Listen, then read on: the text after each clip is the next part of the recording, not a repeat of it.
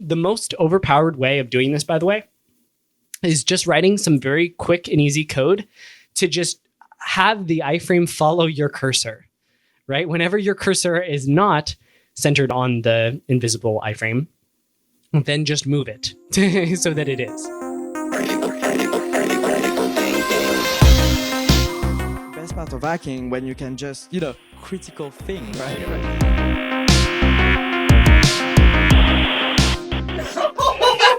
Oh, Yeah. dude.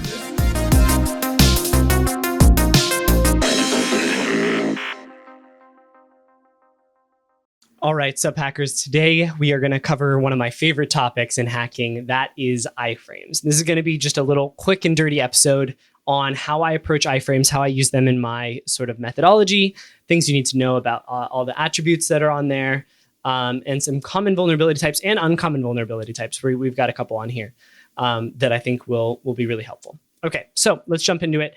Iframes, of course, are the ability in HTML. It's an iframe tag or a HTML tag that allows you to embed another page inside of your website. Okay, so why is that helpful? Well, there's a lot of reasons why that's helpful. The first ones that comes to mind is, of course, clickjacking. Now, when I say clickjacking, I'm sure a lot of you guys are triggered and like, oh, this guy's a scrub. He's talking about clickjacking. Guys, I just want to take a second to say clickjacking can be an incredibly impactful vulnerability, right? You think about one-click XSS. We report that all the time. This clickjacking can have very, very similar impact. Consider this scenario. You are able to embed an authorization, an OAuth auth flow into your own website, right? With one click on your website, in this invisible iframe, you are able to get the victim to approve full access to their account. That's full account takeover in one click, right? So clickjacking gets a bad rap. I have submitted plenty of impactful clickjacking reports that have gotten bounties. The reason it gets a bad rap is people will report it without pocking it at all, right? So they'll just be like, X-frame options headers missing, critical clickjacking. That's not the case, right? You need to find a single point of failure click that can make your clickjacking report impactful for it to actually be a good report, okay? So I know I said clickjacking, chill the heck out, everybody. But I really do think they can be very impactful, okay? So clickjacking is one of the things that you can do to have with iframes that's impactful to hacking. The other one is frame references, okay? So frame references are extremely important when it comes to exploiting lots of client-side types of vulnerabilities. The reason for that is that if you have a reference to a frame, you can send a post message to it. If you're same origin, you can sort of jump into that page and grab the DOM and manipulate it and that sort of thing. So especially in this era of same site lacks default cookies, having a frame reference to a top level page or something like that really allows you to manipulate that page a lot. But the most common use for having a frame reference is to send a post message, okay? What is a post message? A post message is inter-tab communication or inter-frame communication for the browser. And I really think that this is still, after me talking about it for years and years and years, a underserved attack surface, right? Like a lot of people just don't even look at post messages at all. And they're just completely missing an API that lives in the browser that is extremely important to the browser security. Okay, so definitely something to look into. I'll talk more about post messages maybe on a different technical deep dive episode like this. But for now, what you need to know is that iframe is one of there's like a decent amount of ways to get a frame reference, but one of the few ways to get a frame reference is via iframe. Okay, so keep that in mind. All right. And then the other two things that I have in this why they're useful section for the iframe is window name hijacking, which is a vulnerability that I'll talk to you about a little bit later. And then the last one is your hiding your attacks that take time. So sometimes there's either a post message based attack or some client side based flow that will take a lot of time to exploit. And you kind of need to have your attack be hidden on your website. And you need to be able to target the victim website. Now, unfortunately, this doesn't happen quite as much nowadays because if same site lacks default cookies, you can't really embed stuff quite as simply. But in certain scenarios, you can embed this, target page in an iframe on your site distract the user with like a game of click this, click that, and then, have enough time to fully exploit your vulnerability. So that is what I would say are some of the 4 top reasons why iframes are useful to hackers. So let's go into some of the attributes of iframes so we can understand how they can be manipulated, how they can be used.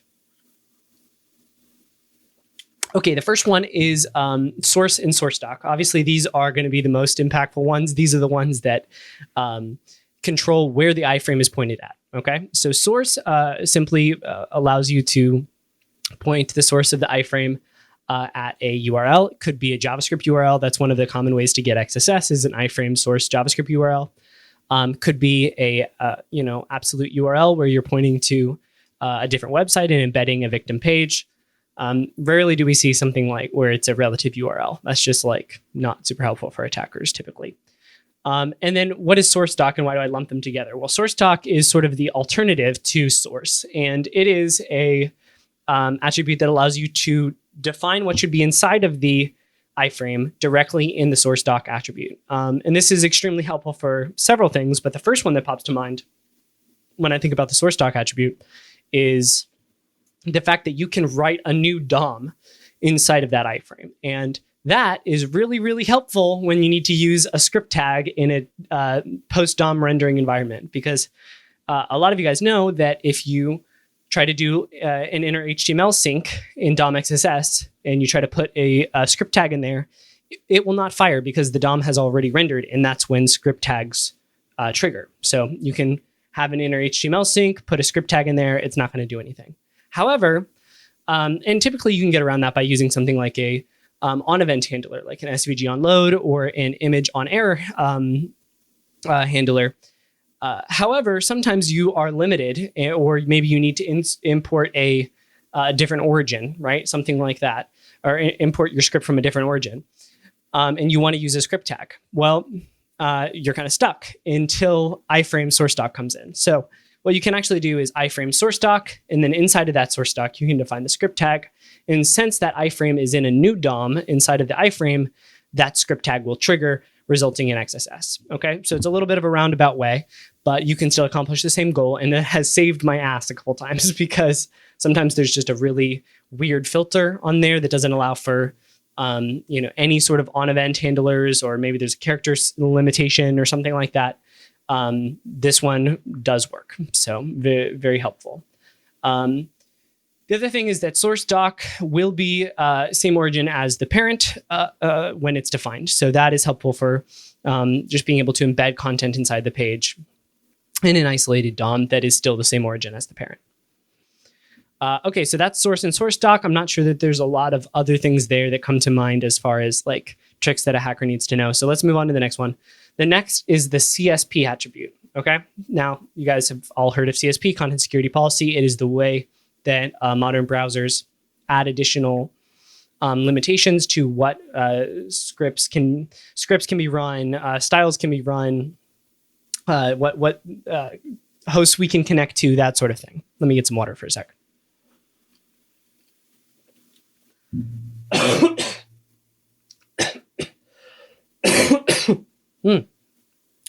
Lovely. Okay. So CSP is often used, and in this scenario, as an attacker, oftentimes if you're coming up against the CSP attribute, then you're trying to get out of that CSP or get around that CSP. Now, we could spend a whole episode on how we get around CSP's blocks, right? And probably we will at some point. But for what you need to know right now, there's a CSP attribute that can be applied directly to the iframe. And this has a couple of cool uses. One is okay, now we need to get around the CSP. We're the attacker. We're stuck in the iframe. How do we escape? Fun stuff. The other thing that I was thinking is it's actually helpful for an attacker on a page that they can load in an iframe, but it's cross origin, and you need to be able to define the CSP for that page. Because you can DOS specific scripts. Maybe there's a script that, does something that puts the site in an insecure position. And then there's another script that comes over and like makes it secure again. And you want to have that second script not load. Well, you can load that page inside of an iframe, set the CSP for that page, and then block that second script from loading if it's being, dynamically loaded up from a specific URL or something like that. So very interesting piece of functionality. Whenever you can define security controls for an origin that you don't own, right, in this environment, very, very interesting piece of functionality. So, audience, I challenge you, kind of let your brains spin a little bit on how we could use a CSP to attack a victim page that we can embed in an iframe, because we can set the content security policy for that.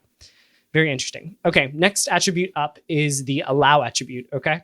Now, the allow attribute defines what's called permission policy for that specific page. And this gives access to resources such as camera, mic, geolocation, etc. All of those get sort of passed to this specific frame. Now, I learned something very, very interesting recently. I wish I could shout out who told me, but I can't. So you know who you are if you're listening. Shout out to you. That the iframes will, even cross-origin iframes, will inherit whatever permissions the top-level page has as far as permission policy goes. This is true, especially if the allow attribute, this is necessary, that the allow attribute, say, all right, pass through mic, pass through, camera, etc., that iframe is allowed to access them. And then it doesn't even matter that there's a cross-origin relationship there. The top page can sort of give their permissions to the lower level page. And I think this creates a really interesting scenario where you have sort of preview-like functionality.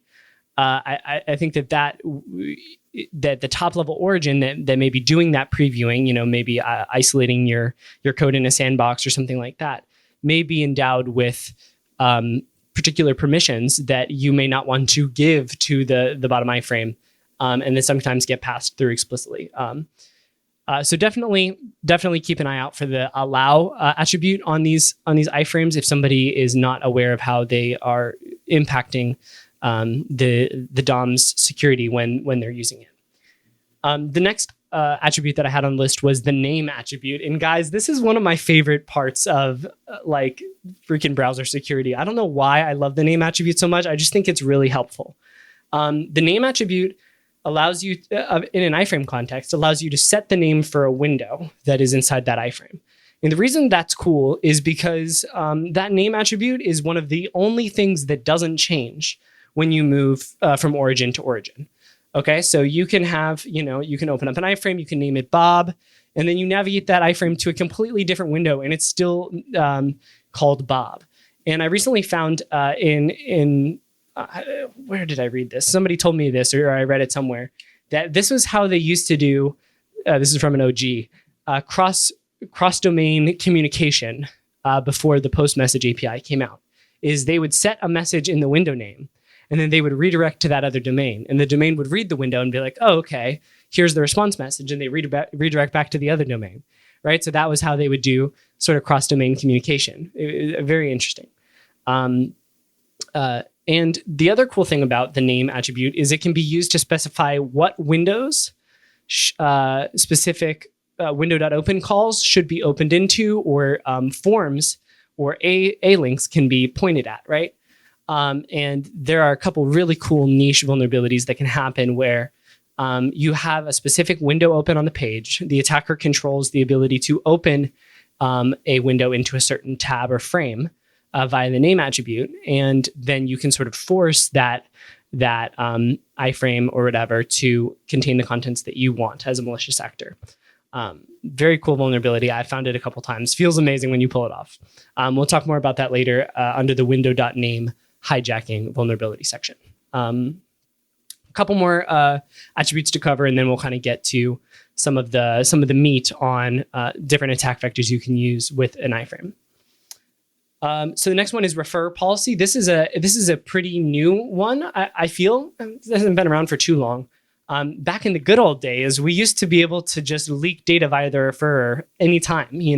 If we could inject an image tag into a page and land like an OAuth code on that page and the image would load, then we would get that OAuth code on our server every time because it was just yeeting the whole referrer out to whatever resource loaded up on the page, which is totally crazy now in retrospect, but it was awesome back in the day.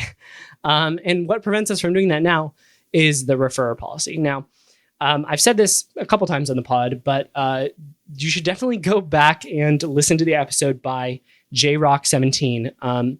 He drops an amazing 0-day misconfiguration / Chrome and DOM Purify fighting over stuff on that episode, where essentially you can put a meta tag affecting the referrer policy of a specific page into DOM Purify, and it will get sanitized, but somehow it still has effect on the page, which is just such a cool thing. So if you ever have a DOM Purify based injection and you're trying to think, what can I do with this? You can change the referrer policy. Very, very interesting thing. Very impactful, especially in a scenario where, a lot of times when you're going up against DOM Purify, you have user controlled HTML, right? That's what they're purifying. That's what they're sanitizing. So you embed an image tag in there. You set the referrer policy to unsafe URL. You land an unused OAuth code on that page via Dirty Dancing, right? A la Franz Rosen, and then boom, you're good to go. So definitely very, very interesting piece there in their referrer policy. A little bit less interesting referring to iframes, but I did have in my notes here, I forgot. There is a really interesting idea that I kind of came up with when I was thinking and prepping for this episode about referrer policy in iframes. And that was that I finally found a use for the client-side post-message based open redirect. Now, I talked about this a little bit on the gadgets episode that we did a while back. And we were like, is this really a gadget? And the answer is no, because if you have a frame reference, most of the time you have the ability to redirect anyway. But what's interesting about this is that if you want to embed a victim page inside of your browser, inside of your attacker controlled page in an iframe, right, and set the referrer policy for that unsafe URL, and then use a post message to navigate the page inside of the iframe, right? So the navigation comes from within the iframe. Then you can leak the top level URL of that page via the referrer, which is a very valuable gadget, much more valuable of a gadget than a client-side post-message based open redirect, right? So, maybe you land an OAuth code on there, maybe you get a piece of PII in the URI somehow. But that was something that I hadn't really put together in my brain before today, that if you can set the referrer policy, once again, we're in this sort of weird situation of like, how are we setting the referrer policy for a cross-origin domain just because it's in our iframe? It's a little bit funky. But you don't really see people set the referrer policy. It's mostly just screwing us because it's implicitly set to just the top level domain. So very, very interesting flow there. I'm definitely going to keep my eye out for that. I just thought of that like a couple minutes before the episode. All right, next up is the sandbox attribute. This one is where we kind of get into a little bit of meat, and I'm not going to spend too much time here because there's so many different attributes that, components that can go into this attribute, but the sandbox attribute for an iframe allows you to isolate that iframe even more from your current domain and control it in very clear ways. So some of the most popular and useful attributes for an attacker to be aware of is allow scripts and allow same origin. Those two are really impactful. One, allow scripts, of course, allows you to run JavaScript within this iframe. Two, allow same origin allows you to have the same origin as the parent frame and access also the like cookies and local storage and some of those things that are tied to that domain. Very, very cool stuff. Allow forms, allow pop-ups to escape sandbox, and allow top-level navigations are also sort of like second tier interesting to an attacker in my sort of rating system inside of sandbox. Allow forms obviously allows you to do form-based navigation. That's a really cool way to get around CSP sometimes, trigger some very impactful stuff. Allow pop-ups, right? That allows you to sort of swing, pop open another window, something like that. Allow pop-ups to escape sandbox is really cool. And allow pop-ups without to escape sandbox is also really interesting because the pop-up window that you spawn inherits the same sandbox properties as the previous window, right? So if you don't do allow same origin and iframe is origin null, right? Then and you do a pop-up on that, then the website is also going to be origin null. So it like you can do some really weird stuff with window.open inside of a allow scripts iframe when it doesn't have same origin. Very, very fun stuff there. So definitely investigate that if you're into client-side stuff. Okay, and the last one is allow top-level navigation. A lot of people don't know this, but you have a lot of power when it comes to iframes and openers. If you are the opener of a specific page, then you can redirect that page at will anytime. If you are an iframe within a page, you can also oftentimes redirect the top-level page. So there's a lot of power that comes with that. And that can be really helpful for an attacker if they're able to inject an iframe somewhere into a page or hijack an iframe. There's a lot of capabilities that come there. All right, and then the last one that I had as far as attributes go is the credential list attribute. We covered this recently on the pod like a couple weeks ago, so I won't talk about it too much, but essentially what it allows you to do is sort of create a siloed browsing context inside of that iframe. And that means that, that iframe doesn't have access to your cookies, none of your local storage, none of that other stuff that you would normally have access to in a traditional iframe scenario. It's just isolated. And so this is really helpful. A buddy of mine recently had to do an XSS where you cannot send any same site none cookies. And the same site none cookie that he needed to not be sent was set immediately whenever you went to the page. So it was really hard to exploit. And this credential list was the solution. Okay. All right. I'm going to get some water and then we'll jump into a couple of attacks that I love with iframes. All right.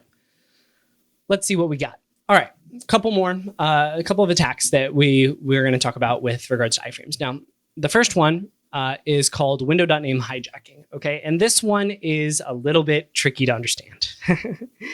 But I'm going to do my best over the audio medium. Okay. Consider this. You have an attacker controlled page and you window.open a victim page. The victim then clicks a button on that page, which triggers another window.open with a very specific name that you know the value of. What an attacker can then do is create an iframe on their own page before the button is clicked, just to be clear, that has that same name. Now, the victim page and the attacker page are in a linked browsing context because of the opener relationship, right, between those two pages. And because they share the same browsing context, they will also be able to reference each other's frames. And what will happen then is if an attacker knows the origin that the victim will be opening the tab into, so if they're going to do a window.open on like site.com or whatever, then they can embed their own attacker iframe inside of the attacker controlled page that points to site.com that is on site.com, right? Maybe you find a 404 page or something that doesn't have X-frame options on it, and you embed it in your page, and you name that iframe the same thing as the victim will be opening with window.open, okay? And what's going to happen in that scenario is when the user clicks the button and it opens the pop-up, it is not going to pop up at all. It is going to open that attacker or that victim's new pop-up window into your iframe that's on your attacker-controlled page. Now, the reason why that is interesting is that there's often a lot of implicit relationship stuff that occurs between opened windows and their opener. So that the opener will take that frame reference and be like, all right, I'm just going to use this frame reference as like the source of truth as whether I should trust this post message or not, or when, I'm going to keep checking the origin of that window reference. And when it comes back to my origin, then I'm going to trust the data that comes out of it. I'm going to grab from like the hash or something like that. I've seen that a couple of times. So what you can do by hijacking that frame, obviously you're the parent of that frame. It's in your own page. So you control, where that frame is pointed to. So you simply redirect that frame to an attacker controlled page and send the post message back to its opener saying, hey, yo, I'm the frame you opened. Here's the data, and pass it through and exploit it that way. Or if it's looking to, get a callback or something like that on that frame, then, you get whatever data you want to call back, throw it in the hash, and then redirect it back to whatever callback page the opener was expecting, and it will parse it just like it just coming back from the call that it did.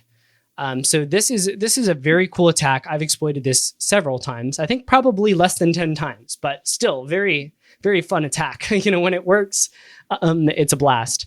And I just love that we can control where a pop-up goes, right? Like, isn't that such a cool thing? The victim is expecting sort of a pop-up to happen, and instead it just opens into an attacker-controlled iframe. And now you're focused on the attacker's page, and your iframe now is populated with that victim's data that they were trying to open up.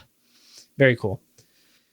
All right, the next one is open-faced iframe sandwich. Okay, this is the next attack that was on my list. Now, I've talked about this a couple times on the pod, and I wanted to bring it up again because a guy named Cooper Young, who I helped with an open-faced iframe sandwich, recently did a write-up, I want to say like 2 or 3 days ago, on the iframe sandwich, okay?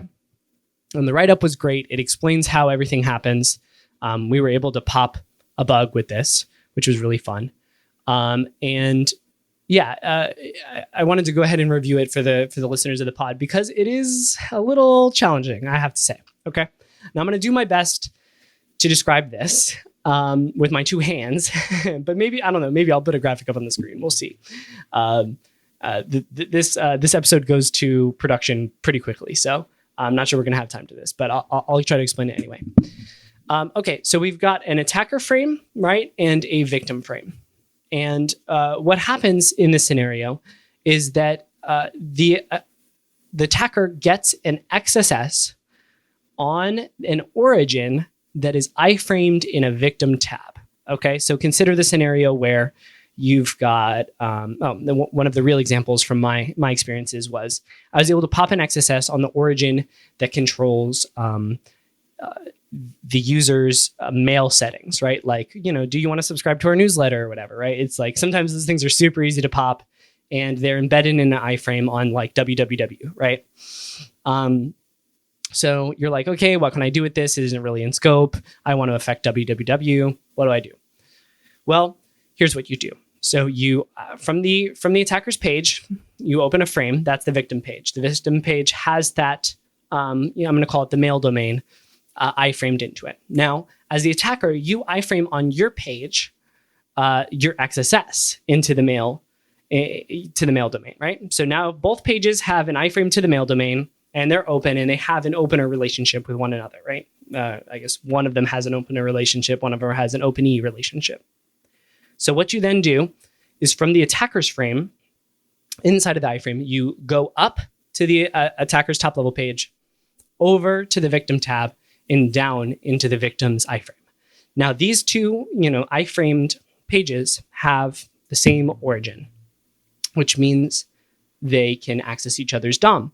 So the attacker with the malicious XSS then affects the DOM within that page or grabs whatever information is out of it on that page. In my scenario, there was a bunch of PII leaked into that from the parent when it tells the mail domain, hey, this is the user I want you to control the mail for. And you get impact that way. Let me grab some water. Okay, now I'm back. I just had like a cough attack from that little tickle in my throat. But that's the open-faced iframe sandwich. Really cool exploit. Love to use it. Okay, and then last but not least is clickjacking. Of course, you can't really not mention clickjacking when you talk about iframe security in web security. Like I said before, iframe gets a bad rap all the time.